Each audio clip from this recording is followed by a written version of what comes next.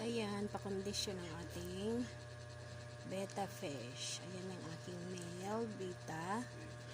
Dito naman sa tank na maliit ang aking female beta. Ayan. Ayan siya, oh.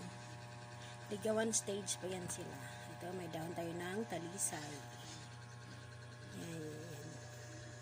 Ligawan stage yan sila. Ligawan stage. Ayan. Nagliligawan stage ang mga yan. Kay mamayang gabi, pagsasamahin ko na sila.